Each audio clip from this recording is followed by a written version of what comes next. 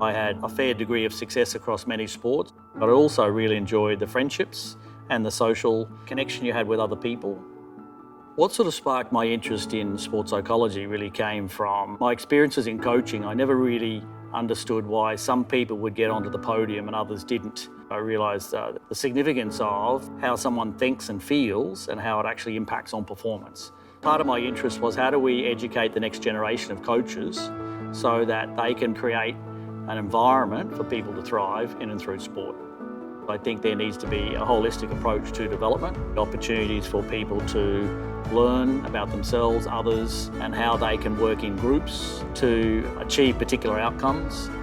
So the significance of sports is that we view, and my belief is that we see sport as a process through which people can develop cognitively, intellectually, developmentally, emotionally, socially, to be a more all-rounded person. It provides unique opportunities that you don't get in other performing areas or in the academic context to actually develop yourself in multiple ways.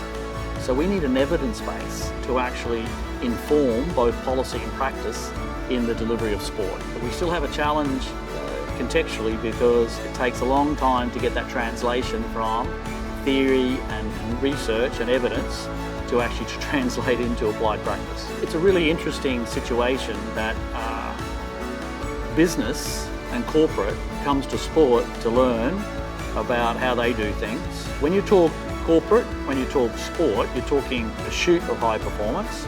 How do you go about doing that that doesn't compromise performance or health and well-being? Because for me, health and well-being and performance are interdependent. We've done quite a few studies in that space of leadership. The role of a great leader is actually how do I make the group feel special? It connects with what we call servant leadership, but a social identity approach. We think the best player is automatically the leader. But the evidence we have in sport is that they're not the ones actually influencing the players. So just being good and competent shouldn't be sufficient to be promoted to a position of leadership. The leader you like is the one who represents your values. So we're very influenced by the leader as a prototype of what we think is really important. I've been doing a lot more work in narrative psychology, and narrative psychology is how do we get to better understand someone through the stories they tell about themselves.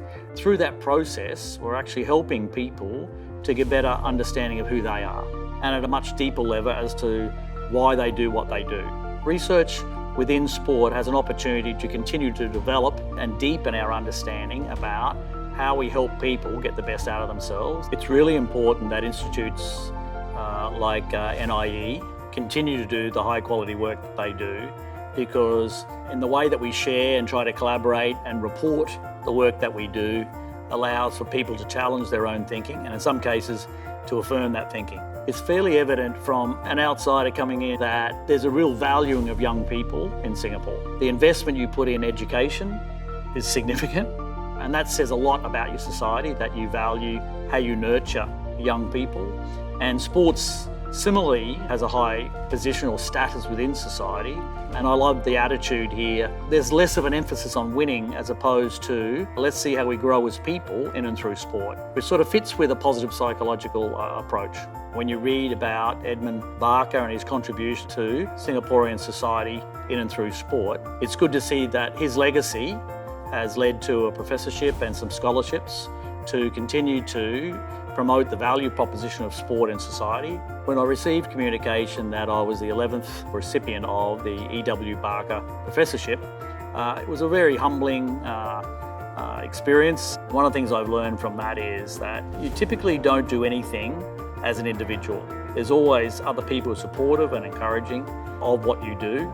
It takes a village to raise a child. If we can share what we do with other people and inspire people, hopefully we can improve the quality of research and the impact of that research on how we help people. My name's Cliff Mallett, and I'm a Professor of Sports Psychology and Coaching at the University of Queensland in the School of Human Movement and Nutrition Sciences.